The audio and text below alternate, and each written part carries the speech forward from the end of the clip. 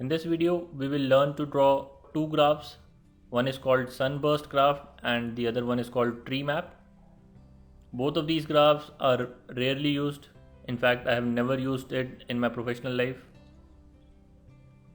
But just to understand and know what these graphs mean and how we can use them, let us learn in this video.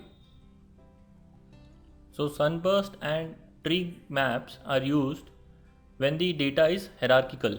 That is, in our data there are some categories, and within those categories there are further subcategories, and for those subcategories there are further more subcategories. So there is a hierarchy in the data, and corresponding to that hierarchy there is a corresponding number.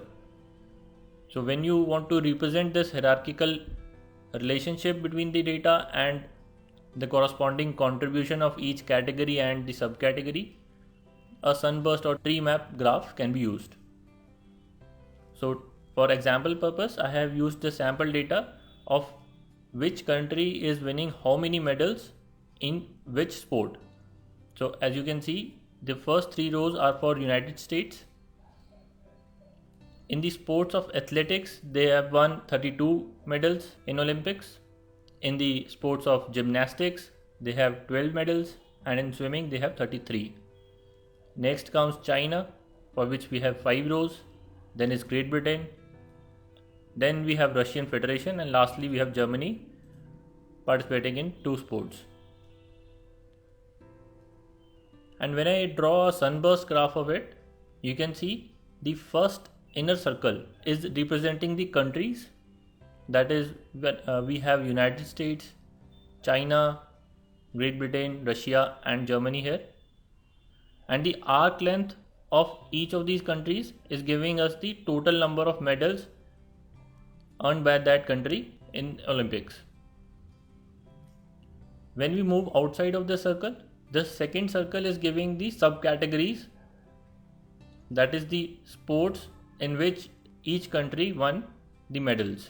So United States won these medals in 3 sports. That is why this arc of United States is further divided into 3 subcategories, which is giving us the further contribution of each sport to the medal count.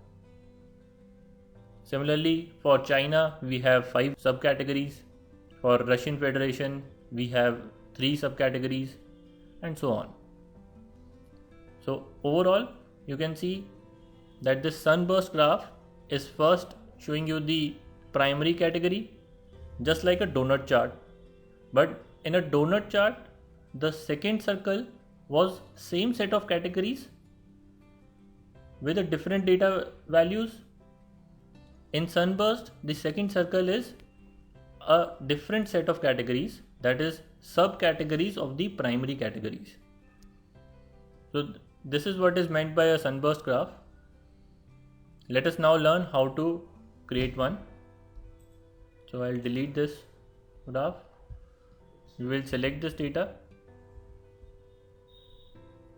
and we will go to insert menu, where there is the option of insert hierarchy chart.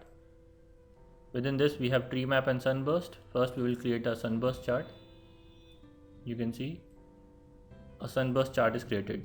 So remember, whenever you are creating a sunburst chart, your data should be in this order, that the primary categories should be the first column, the secondary categories should be the second column, and the final value that you want to show is in the third column.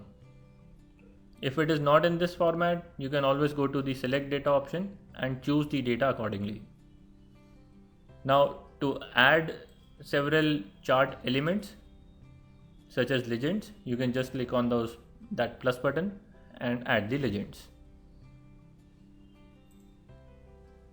As we have already discussed, you can open the formatting options to change the radius of these inner and outer circles, to increase the gap, to change the colors, add borders and all that. You know how to do that. As an exercise, just try it on your own to change the color of these circles. Now let's move on to the tree map. So again we are going to use the same data. Treemap is also used to represent hierarchical data. So in Sunburst graph, the arc length was giving us the contribution of that particular category and subcategory. In Treemaps, the area of the rectangle gives us the contribution of that particular category and subcategory.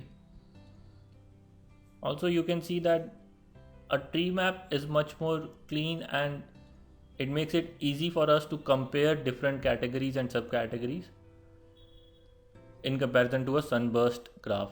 However, still, I do not think that a tree map or a sunburst map can be used to convey any particular message or they can be telling any story.